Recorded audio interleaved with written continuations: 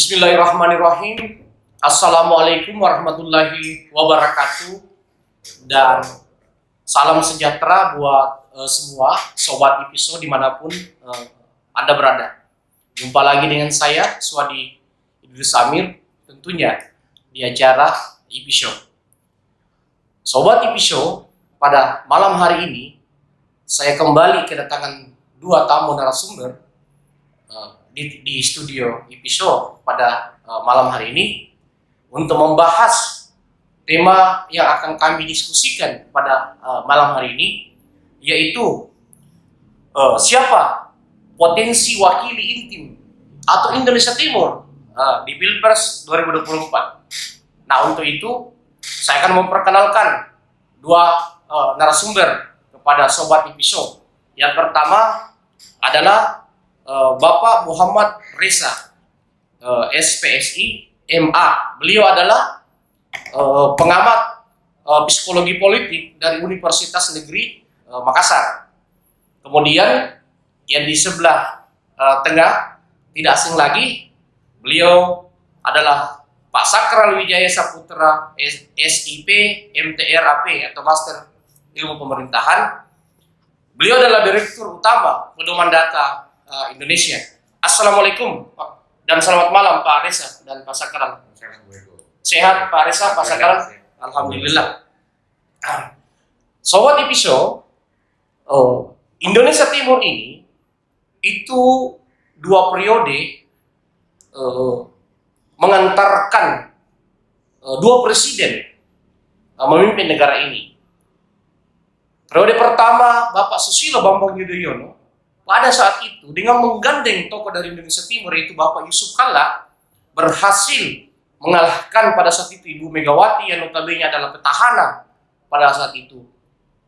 Kemudian jejak Pak SBY ternyata diikuti oleh Bapak Joko Widodo dengan juga menggandeng tokoh yang sama yaitu Bapak Yusuf Kalla.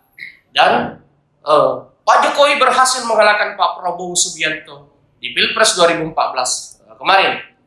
Nah, sekarang pertanyaannya adalah, apakah Indonesia Timur memang adalah solusi bagi para calon presiden dari Pulau Jawa? Karena memang sampai hari ini harus diakui bahwa yang tertinggi elektoralnya atau tingkat keterpilihannya adalah tokoh-tokoh dari Pulau Jawa. Kita semua tahu bahwa yang muncul itu nama-nama yang memegang jabatan strategis di Pulau Jawa. Ada Gubernur DKI, Anies Baswedan, ada Gubernur Jawa Tengah, Ganjar Pranowo, dan ada Menteri Pertahanan saat ini, Prabowo Subianto, yang memiliki dukungan elektoral yang sangat tinggi. Nah, pertanyaannya, apakah mereka membutuhkan tokoh Indonesia Timur untuk juga bisa mengikuti jejak SBY dan mengikuti jejak Jokowi? Nah, sekarang kita akan fokus membedah siapa potensi wakil intim di Pilpres 2024. Saya mulai dari Pak Reza. Pak Reza, baru-baru ini beberapa lembaga survei itu memposisikan tokoh-tokoh intim itu sudah mulai terekam survei. Mereka sudah muncul, bahkan ada beberapa nama Pak Reza yang beberapa data yang saya kumpulkan. Ada nama Adi Amran Sulaiman, Menteri Pertanian di era Jokowi JK 2014-2019. Ada nama Sandiaga yang notabene adalah calon wakil presiden mendampingi Prabowo di 2019 kemarin dan saat ini menjabat menteri. Nah, seperti itu. Kemudian ada Menteri Pertanian saat ini, Pak Syahrul Yassin Limpo. Ketiga nama ini itu terekam beberapa lembaga survei dari data yang saya kumpulkan Pak Reza. Artinya, kalau kita merujuk pada data survei, kalau misalnya tokoh-tokoh dari Jawa mencari figur dari kawasan Indonesia Timur, maka besar kemungkinan ketiga nama ini itu sangat besar potensinya itu menjadi perhatian utama dari tokoh-tokoh Pulau Jawa, Pak Reza. Walaupun sebenarnya dengan waktu yang masih cukup lama masih ada figur-figur seperti Muhammad Sayyidin Tuan Guru Bacang juga tidak dihitung. Ada Rahmat Gobel juga tidak bisa dihitung. Ada Anies Mata, Ketua Umum Partai Gelora ya kalau tidak salah. Kemudian ada Lanyala Mataliti. Sayangnya beliau lebih eksis di Jawa Timur. bukan di Indonesia Timur, walaupun dia putra dari Sulawesi. Berarti itu. Pertanyaannya Pak Reza, kira-kira dari nama-nama yang saya sebutkan tadi untuk gambaran awal, siapa yang potensi dan apa yang melandasi potensi-potensi yang mereka miliki? Silakan Pak Reza. Terima kasih, selamat malam semuanya para sahabat Tipiso, Pak Suwadi dan Pak Saklar. Saya banggakan.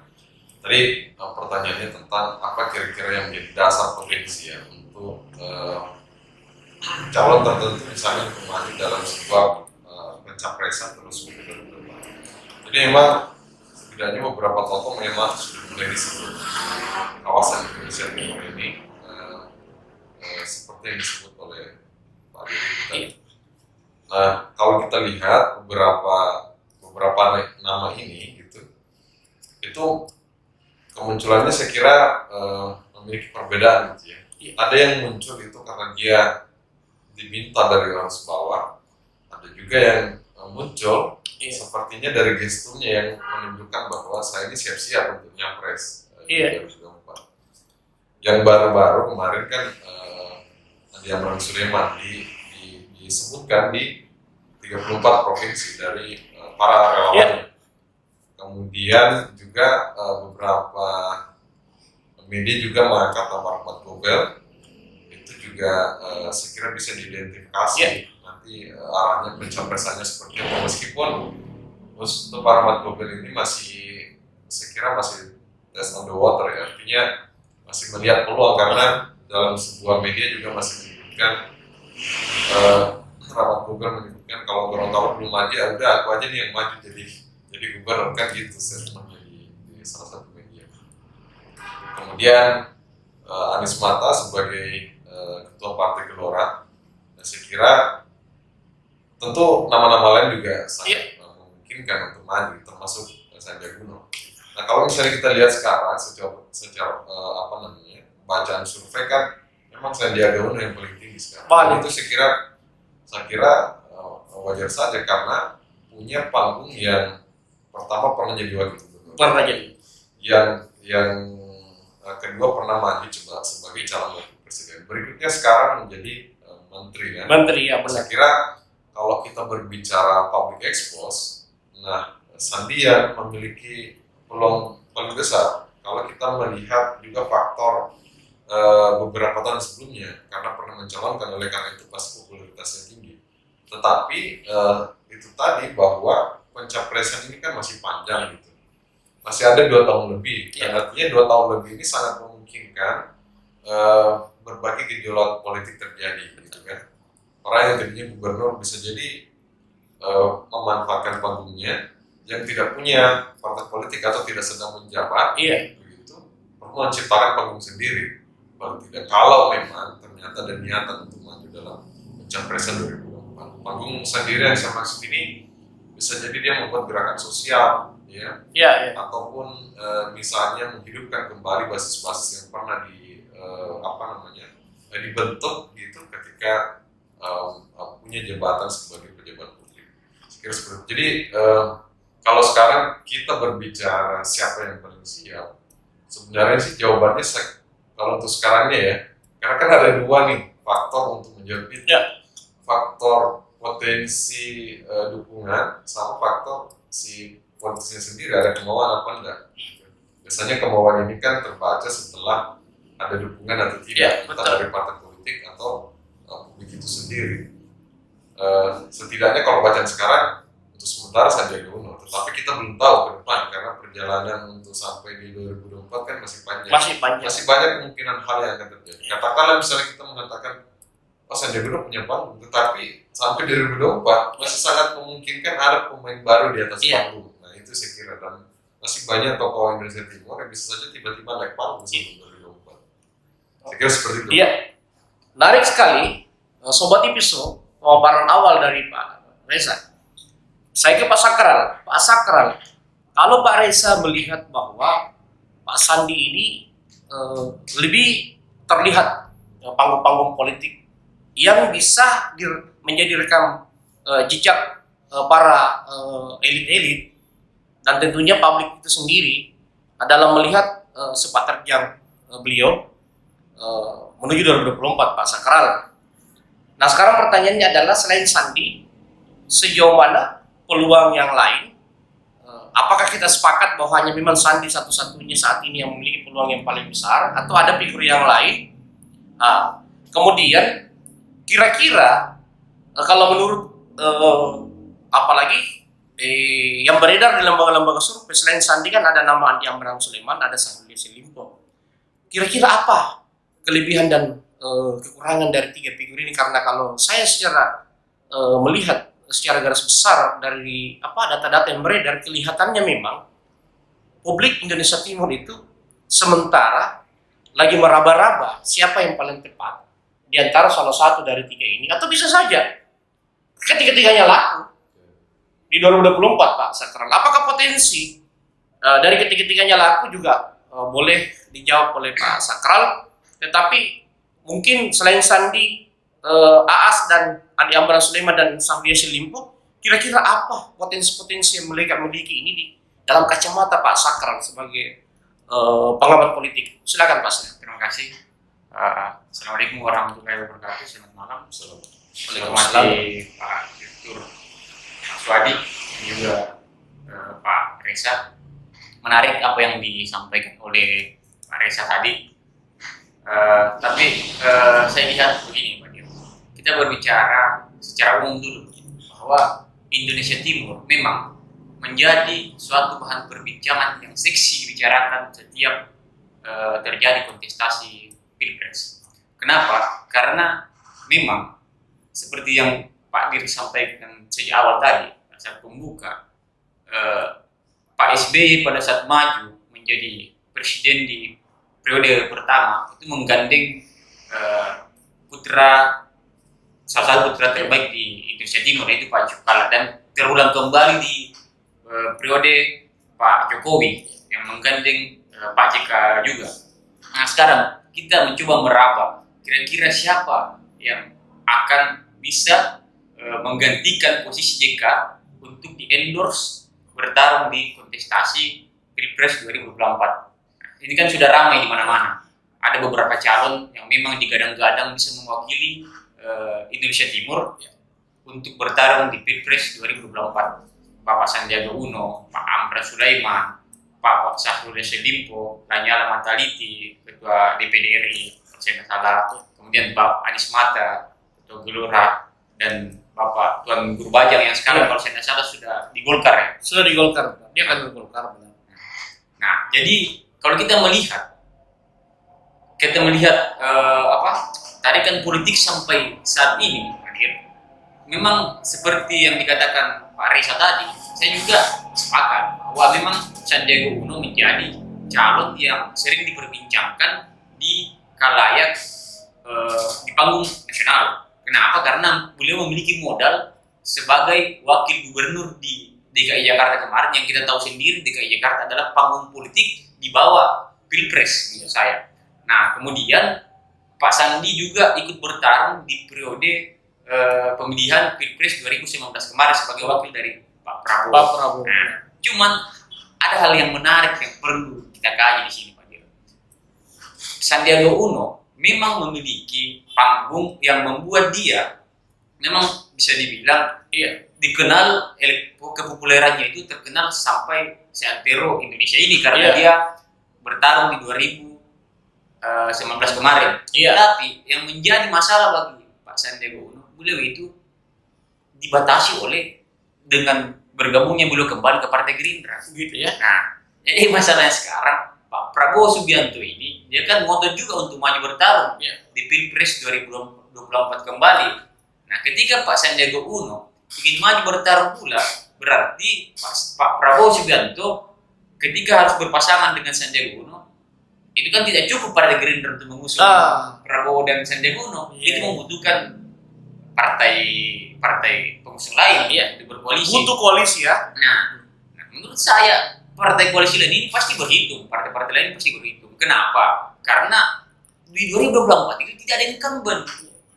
Jadi setiap partai bisa mengendorse kader-kadernya untuk bertarung di Pilpres 2024. Nah, ketika kita fokus ke Indonesia Timur, saya rasa yang diuntungkan untuk saat ini di luar dari kepopulerannya kan, kepopuleran itu Pak Dir itu dari kerja-kerja politik itu bisa diciptakan, apalagi kan masih panjang waktunya dan politik ini kan dinamis. Saya rasa Pak Syahrul Limpo dan Pak Amran Sulaiman itu adalah dua tokoh yang bisa merepresentasikan Indonesia Timur meneruskan langkah yang telah dijalani oleh Pak JK di 2004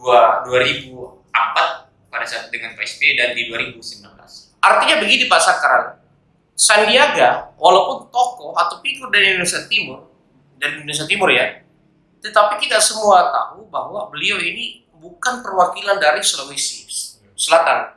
Sementara Pak JK ini yang sukses 2 kali mengantarkan Presiden SBY di periode pertama Jokowi, itu adalah tokoh dari Sulsel. Kita tidak menganaktirikan di luar Sulawesi Selatan, tetapi kan apalagi secara geopolitik suara mayoritas di Indonesia Timur itu kan dimiliki oleh Sulawesi Selatan. Artinya tokoh-tokoh dari Sulawesi Selatan itu selama ini teratas dan unggul.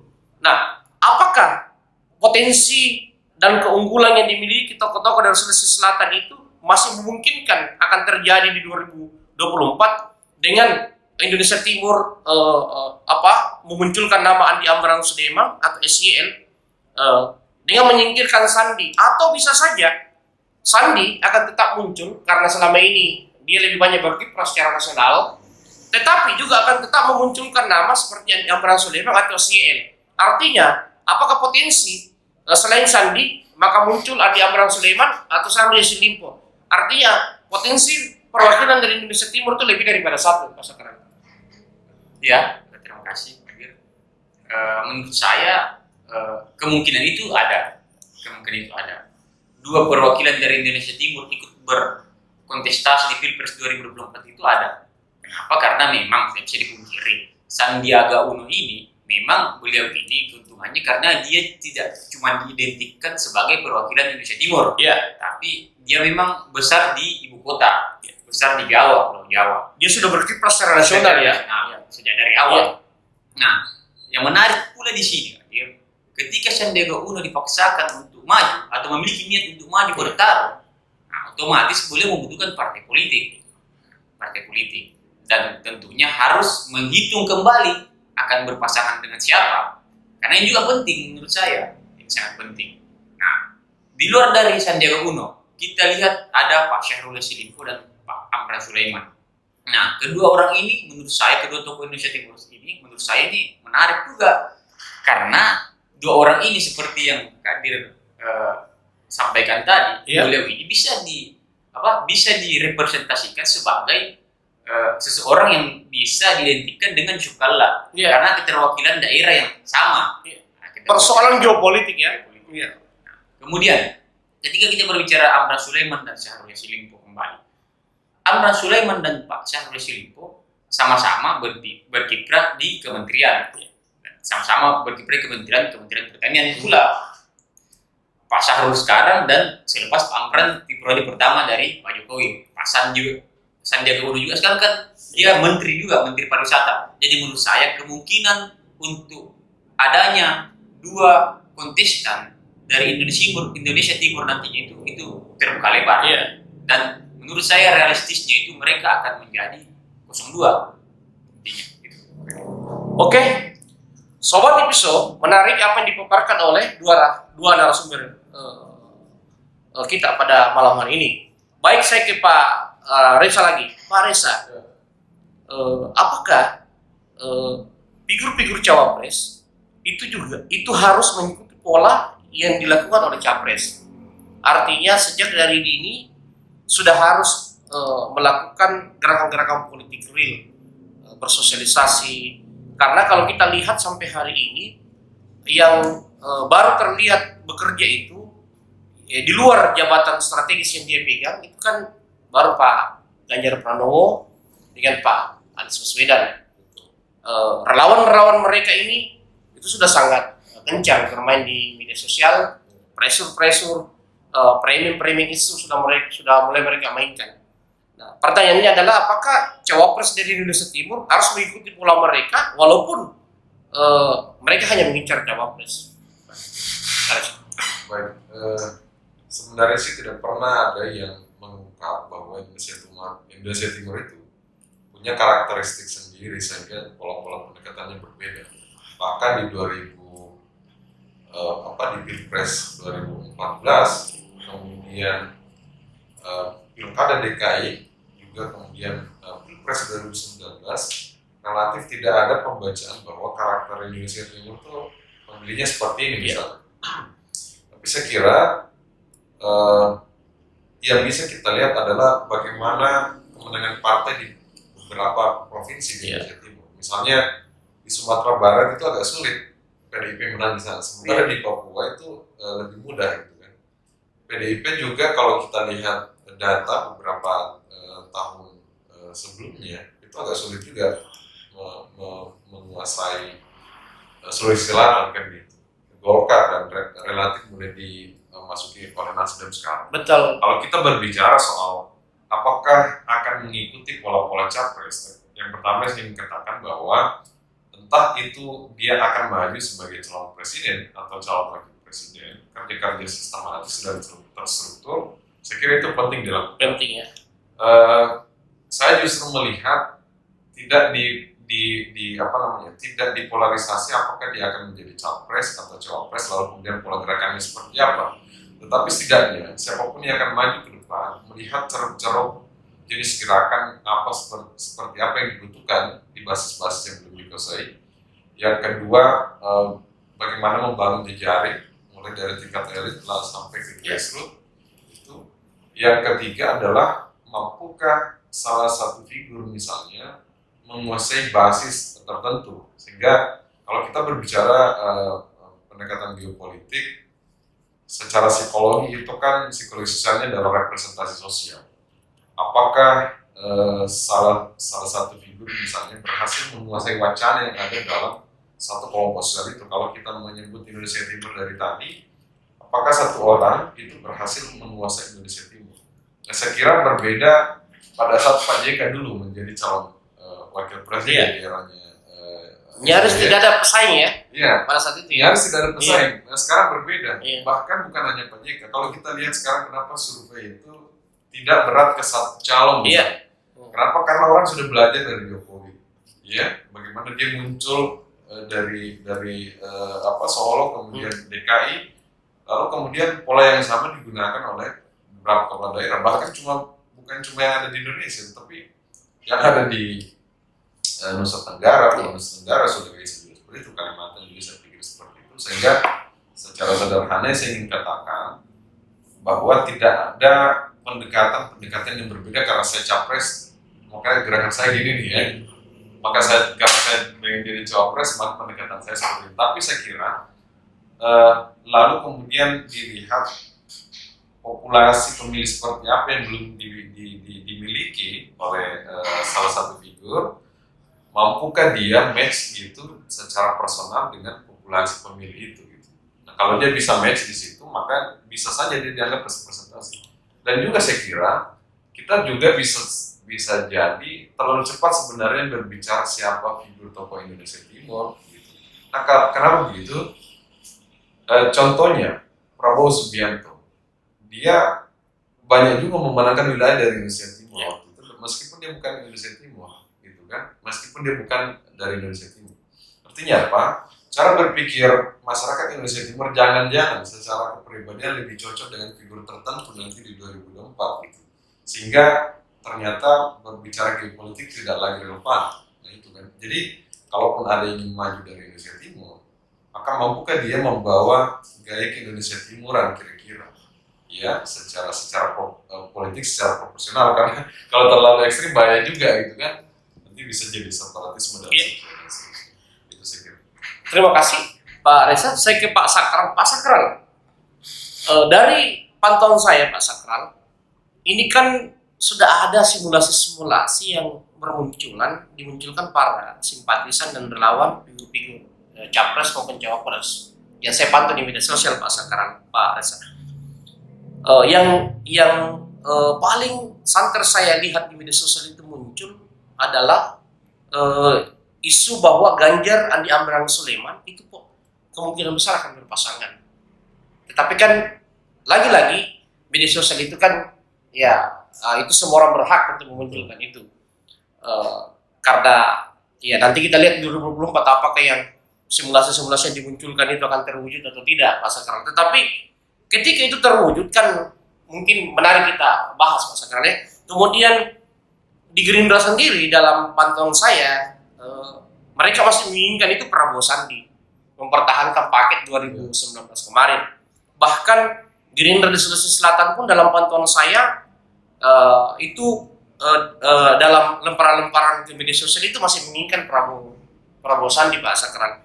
Kemudian relawan dari SCL sendiri saya lihat lebih banyak menginginkan berpasangan dengan Anies Baswedan. Itu dari relawan dari grup-grup WA, dari grup-grup Facebook itu muncul nama Anies SCL dimunculkan oleh relawan-relawan mereka.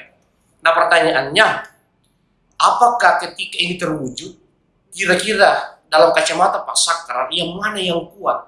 Apakah itu pendekatannya geopolitik, atau pendekatan misalnya kekuatan elit politik, atau pendekatannya mungkin kos politik? Silakan Pak Sakral. Terima kasih. Jadi menurut saya 3 nama yang tadi Pak Dir sampaikan itu, Pak Dir sebutkan itu memang 3 nama yang untuk sekarang ketika pembahasan kita masuk ke dalam ranah siapa yang akan mewakili Indonesia Timur, 3 nama itu memang realistis dikatakan sebagai 3 nama yang paling kuat, 3 nama yang memang sering disebut di mana-mana, terkhusus di Indonesia Timur dan terkhusus lagi Sulawesi Selatan. Kekuatannya ilmiah karena lembaga survei yang muncul kan. Nah kemudian kita lihat pergerakan mereka di lapangan, di mana 2 calon yang Pak Dir sebutkan tadi itu memang sekarang sudah mulai membangun jejaring mulai dari grassroots, dari relawan-relawan dan lain sebagainya. Seperti Pak Amran Sulaiman, kita tahu sendiri kemarin ada, kalau saya tidak salah, ada relawan yang mengatasnamakan diri mereka itu ras. Itu kemarin dideklarasikan. Nah, itu kan relawan Pak Amran Sulaiman. Bagaimanapun bentuk terciptanya relawan itu, terbentuknya dan lain sebagainya, itu soal lain. Yang jelas, memang ada suatu gerakan yang terbentuk untuk Andi Amran Sulaiman ya? Mendorong Andi Amran Sulaiman bertarung di Pilpres. Bagaimana ujungnya nantinya itu soal lain. Nah, kemudian yang kedua Bapak Sandiaga Uno. Sandiaga Uno kan kita ketahui bahwa memang beliau ini bisa dibilang sebagai salah satu calon pula di Indonesia sekarang tokoh muda yang media darling. Kita ketahui bahwa beliau ini merepresentasikan pengusaha, kemudian anak muda yang kita ketahui pemilihnya ini, pemula ini semakin hari semakin banyak kedepannya kan. Nah, tapi yang perlu kita pahami pula bahwa 2 calon ini tanpa menafikan Pak Syahrul Yassin Limpo, saya ingin fokus ke 2 calon ini karena memang kemarin sama-sama mendeklarasikan relawannya yang hampir hanya berbeda hari. Dan 2 calon ini menurut saya memiliki kekurangan dan kelebihan masing-masing. Nah, ketika kita berbicara masalah Sandiaga Uno yang akan dipaketkan dengan Bapak Prabowo Subianto seperti yang Pak Dir sampaikan tadi, kita harus lihat dulu apakah itu menguntungkan. Jangan sampai hanya menjadi dorongan kader, tapi realitas politik di lapangan itu, penerimaan di masyarakat itu sudah tidak seperti kemarin. Kenapa? Karena yang kita ketahui bahwa Prabowo Subianto dan Sandiaga Uno bisa diidentikan kemarin sebagai representasi dari oposisi, kelompok oposisi. Dengan masuknya mereka ke dalam pemerintahan Jokowi Kiai Ma'ruf, itu besar kecilnya akan berpengaruh terhadap dukungan mereka yang kemarin didukung oleh kelompok-kelompok oposisi. Dan saya lihat bola kelompok oposisi ini itu sekarang ada dikontrol oleh Anies Baswedan. Sekarang realistis kira-kira ketika Prabowo Subianto dipasangkan dengan Sandiaga Uno dengan tanpa adanya kekuatan jelas selain dari Partai Gerindra yang memiliki struktur yang masif dan terstruktur sampai di lapangan. Saya rasa itu juga perlu dipertimbangkan. Nah, sekarang kita berbicara Pak Amran Sulaiman dan Ganjar Pranowo. Menurut saya, Ganjar dan Pranowo dengan Bapak Amran Sulaiman menarik pula untuk diperbincangkan. Nah, kelebihannya adalah Ganjar Pranowo ini memang memiliki lembaga survei dari toko-toko yang digadang-gadang mampu untuk memenangkan pertarungan di 2024 nantinya. Nah, Pak Amran Sulaiman ini memang berbeda dengan Sandiaga Uno. Beliau ini sosok pengusaha yang memang merintis karir dari nol, dan sekarang sementara memang kalau kita di Indonesia Timur itu beliau itu baru muncul ceritanya sebagai sosok pengusaha baru kan. Nah, dan beliau ini saya lihat bedanya dengan Sandiaga Uno, beliau lebih figuritas kedaerahannya itu lebih kuat. Figuritas kedaerahan ini dalam artian beliau lebih mencerminkan sebagai representasi Indonesia Timur. Nah, coba kita survei di lapangan atau kita tanya kepada orang-orang, Sandiaga Uno itu orang-orang banyak yang tidak tahu bahwa dia itu adalah tokoh dari Indonesia Timur. Ya. Tapi Pak Amran Sulaiman memang beliau telah menegaskan bahwa beliau memang itu sejak dia menjabat sebagai menteri menegaskan bahwa dia memang adalah orang dari Sulawesi Selatan yang bisa dibilang representasi dari Indonesia Timur. Tapi kekurangan beliau bukan kader partai. Nah, dan memang belum teruji ketika berbicara di politik-politik praktis yang sifatnya berhubungan dengan partai-partai politik atau pertarungan secara pribadi di panggung-panggung politik. Pemirsa episode, sobat episode, menarik sekali pemaparan dari dua narasumber. Saya ke Pak Reza. Pak Reza, dari 3 nama, Andi Amran Sulaiman, Sandiaga, SIN, siapa yang paling siap pos politiknya menurut kacamata Pak Reza? Oke nih, kalau berbicara kos politik, sebenarnya ketiga orang ini belum pernah melapor ke saya. Kasarnya begitu ya. Kalau berbicara kos politik, tetapi kalau misalnya kita berbicara siapa yang paling banyak, gitu kan? Setidaknya paling siap. Setidaknya Amran Sulaiman pernah disebut sebagai menteri terkaya di era ketika dia menjabat Jokowi JK, gitu kan. Kemudian Sandiaga Uno, dia kan masuk salah satu pengusaha tersukses di Indonesia. Tetapi begini, kita sudah pernah lihat bagaimana Sandiaga Uno bertarung, dan sepertinya dia tidak begitu merepresentasikan Indonesia Timur di 2019. Padahal dia sudah maju menjadi calon wakil presiden kan. Polarisasinya tidak berbicara itu di 2019 ternyata. Artinya apa? Bisa jadi hal yang sama juga dialami Sandiaga Uno di 2024. Kemudian Pak Syahrul Yassin Limpo itu kan dia murni birokrasi, bahkan dari lurah lalu kemudian jadi bupati di Kabupaten Goa, gubernur di Sulawesi Selatan, sekarang jadi menteri, juga tidak memiliki latar belakang sebagai pengusaha kan gitu. Sehingga saya kira kalau berbicara soal apa namanya ya, selain popularitas, berikutnya isi tas kan, itu maksudnya kan Pak. Saya harus bilang bahwa yang punya ini Sandiaga Uno dan Amran Sulaiman kalau aspek ini. Iya. Tapi kan politik itu kan 3M kan, mesin, money, dan man-nya sendiri, orangnya sendiri. Kalau berbicara money, Amran Sulaiman dan Sandiaga Uno. Tapi kalau berbicara man, Syahrul masih bisa masuk di situ. Sekarang kalau kita berbicara mesin, Amran Sulaiman tidak punya. Tapi kita tidak tahu apakah dia mampu melakukan komunikasi politik nanti untuk menyatu dengan partai politik tertentu gitu kan. Syahrul Yassin Limpo dia bagian dari Partai Nasdem. Tetapi kita juga belum tahu apakah dia selamanya akan berada di Nasdem dan akan didukung oleh Nasdem. Benar. Itu kendala bagi beliau ya. Betul. Menarik Pak Reza. Oke, Pak Sakral, apakah kedewasaan berpolitik atau kenegarawanan ketiga tokoh ini? Sorry, Sobat episode, saya lebih banyak berbicara tentang 3 tokoh ini. Kenapa? Karena saya sangat percaya dengan sebuah data-data ilmiah.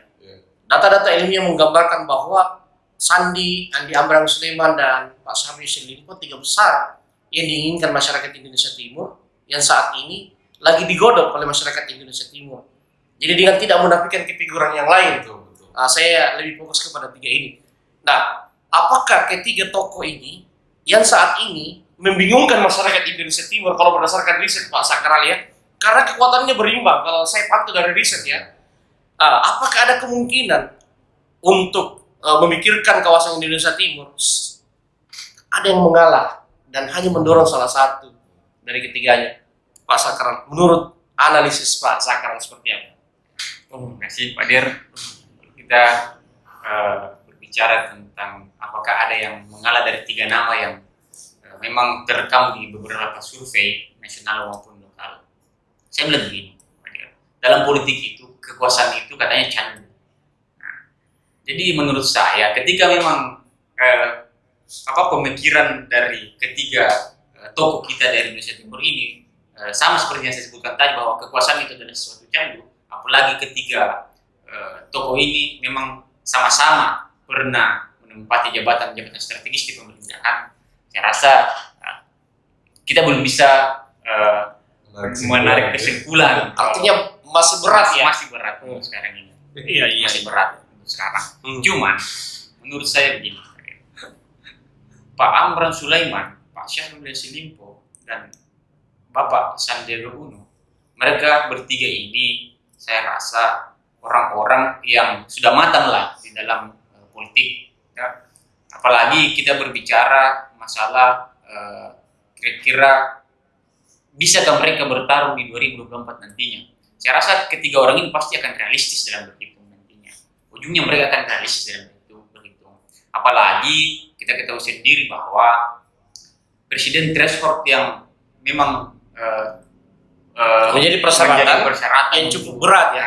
Maju presiden itu memungkinkan menurut saya paling ideal itu 2 calon nantinya. Sangat potensi head to head kembali ya Pak Sakra. Sangat potensi itu kembali. Iya. Artinya ketika head to head bisa saja 2 figur Indonesia Timur maju, artinya masing-masing diganding oleh figur dari Jawa, atau salah satu dari mereka saja yang muncul Pak Sakral ya. Artinya itu. Oke, sobat Episo, terakhir pertanyaan saya akan saya sampaikan kepada kedua narasumber, yang mana lebih berpeluang ini reflex ya. Ganjar Anies SCM, Prabowo Sandi, yang mana yang lebih berpeluang dan lebih kuat di mata Pak Reza? Singkat saja. Aduh, ini berat juga sebenarnya menjawabnya nih. Artinya begini Pak, kan dalam menentukan sebuah kan pasti harus ada indikatornya. Oh iya. Ya seperti itu Pak Reza. Apa harus saya jelaskan dulu indikatornya? Bisa saja singkat aja apa indikator pendukungnya. Ketika misalnya Pak Reza memilih anggaplah Anies SCM, apa indikatornya ketika itu dianggap kuat oleh Pak Reza? Bagi saya Ganjar Amran Sulaiman. Kenapa begitu? Ganjar AAS ya? Karena Apa indikatornya Pak? Karena begini, Ganjar Pranowo di hasil survei kemarin itu kan popularitasnya baru berada di 55%. Berbeda dengan Sandiaga Uno, berbeda dengan Prabowo. Gitu. Mereka sudah dikenal 90% lebih bahkan. Ya, hampir semua supra begitu. Sudah 90% benar. 90% karena memang ya wajar 2019 sudah pernah bertarung ya. Tapi tingkat kesukaan berdasarkan jumlah orang yang mengenal ternyata lebih tinggi Ganjar Pranowo. Dan saya kira itu yang pertama jadi kalau kita berbicara soal data, artinya peluang tingkat kesukaan terhadap Ganjar Pranowo itu ternyata lebih tinggi berdasarkan pembawaan personalnya barangkali. Barangkali dia dianggap mirip dengan karakter Pak Jokowi secara pembawaan. Itu yang pertama. Yang kedua, kalau ternyata paket yang diajukan nih dari Pak Dirti saya pasangannya adalah Amran Sulaiman. Benar. Berikutnya kenapa akhirnya Ganjar AAS? Karena Amran Sulaiman ya kita tahu juga dia pernah jadi menteri kan? Setidaknya dari 3 M ini wilayah money itu sudah jelas, karena ini bukan saya bilang ya, ini hasil riset. Hasil riset ilmiah ini. Hasil riset waktu Pak Amran jadi menteri kan hasilnya seperti itu. Artinya kalau mesin punya Ganjar Pranowo, lalu kemudian money juga bisa diperkuat Amran Sulaiman. Soal saya juga tidak meragukan figur ini. Semua punya kapasitas, bahkan bisa saling menentukan. Ganjar Pranowo bisa leading untuk sektor pemerintahan, kemudian pengembangan bisnis itu bisa ditutupi oleh Pak Amran Sulaiman. Sama dulu waktu SBY dan JK, wilayah perekonomian itu betul-betul disumbangsi sama Pak JK. Mungkinkah nanti Indonesia Timur diwakilkan oleh orang yang betul-betul paham soal ekonomi, sehingga nanti 2024 atau pertemuan berikutnya misalnya kita punya data lagi Pak. Betul sekali Pak Reza. Baik, sebelum kita tutup saya ke Pak Sakral, pertanyaan sama. Kalau yang dimunculkan publik terwujud sesuai keinginan publik, Ganjar, Aas, Anies, SCL, Prabowo Sandi, yang mana yang kuat dan apa indikatornya, Pak Sakral? Saya pada malam ini mengikut ke Pak Reza saja. Oh, sepakat ya. Sepakat. Ganjar, Aas, apa indikator yang lain di mata Pak Sakral yang berbeda? Iya, indikator yang lain. Jadi begini, saya rasa Ganjar ini seperti yang saya sampaikan tadi, beliau memiliki elektabilitas atau elektoral yang memang terbaca sebagai calon presiden yang selalu berada di tingkat teratas di semua lembaga survei. Nah, apa sih yang dibutuhkan oleh Ganjar Pranowo untuk bertarung di Pilpres 2024 nantinya? Kita ketahui sendiri, di internal PDIP ada faksi-faksi yang ingin mendorong Puan Maharani untuk bertarung di Pilpres 2024 juga. Otomatis sebelum Ganjar berbicara tentang Pilpres 2024, dia harus bertarung dulu di internal partainya untuk merebut PDIP kan. Nah, oleh karenanya beliau harus mempunyai setidaknya pelampung. Fokus ke indikator, Pak Sakral. Apa indikator yang kuat bagi Ganjar dengan Aas sehingga Pak Sakral menjagokan? Apakah geopolitiknya? Apakah mampu meyakinkan partai politik? Apakah kos politiknya Aas? Nah, ini yang dan basisnya Pak Sakral. Ini yang saya menjelaskan tadi. Siap. Lanjut, Pak. Ketika misalkan PDIP memaksakan Ibu Puan Maharani untuk diusung di Pilpres 2024, tentunya Ganjar Pranowo membutuhkan salah satu figur yang mampu menutupi kekurangannya dalam meyakinkan partai-partai politik lain untuk mengusung. Berarti Aas ini bisa menutupi kemungkinan celah dari Ganjar yang bisa saja tidak dusung PDIP. Berarti itu. Iya, ini data juga yang berbicara yang kata oleh Pak Reza tadi, bahwa memang Pak Amran Sulaiman ini memiliki kapital ekonomi yang kuat. Dan yang kedua, saya masuk ke dalam geopolitik. Nah, geopolitiknya kan Pak Ganjar ini diidentikan dengan Jawa, kemudian Amran Sulaiman ini Indonesia Timur.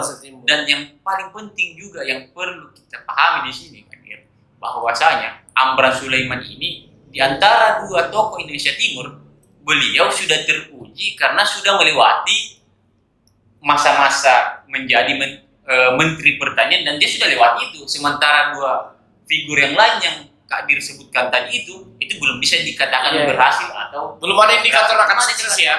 Sementara Amran ada indikator sukses ya. Karena beliau telah selesai melaksanakan tugasnya sebagai Menteri Pertanian dan itu saya rasa tidak meninggalkan beban-beban yang membebani pemerintahan di periode kedua dari Pak Jokowi. Menarik sekali. Pemirsa, Sobat Ipiso, apa yang dipaparkan oleh dua narasumber kita pada malam hari ini, saya pikir sangat memuaskan untuk menjawab apa yang menjadi tema pada kita pada malam hari ini di acara Ipiso, Sobat Ipiso. Artinya memang Indonesia Timur ini itu kalau dari apalagi analisis para pakar itu memang tergolong seksi. Dan pada kesempatan 2024 ini Indonesia Timur ini tidak lagi hanya diwakili oleh satu figur seperti Pak JK sebelumnya, tetapi diwakili 2-3, bahkan berpotensi bertambah. Cuma kenapa saya fokus lebih banyak membicarakan 3 figur ini karena ini yang terekam oleh survei seperti itu. Tapi tentu kita tidak boleh menafikan figur-figur yang lain dan mungkin saja dia akan mengejar ketinggalan elektoralnya sehingga 1 tahun ke depan dia bisa bersaing dengan ketiga figur yang kita sebutkan tadi, ada Pak Sandi, Pak Aas, dan Pak SCL. Oke, Sobat Ipiso, demikian diskusi kami pada malam hari ini. Jangan pernah bosan untuk mengikuti acara Ipiso dan semoga Sobat Ipiso selalu diberikan kesehatan dan aktivitasnya dimudahkan. Akhir kata dari saya, Suhadi Idrus Amir, mengucapkan banyak terima kasih kepada Sobat Ipiso dan kedua narasumber yang telah hadir pada malam hari ini. Assalamualaikum warahmatullahi wabarakatuh.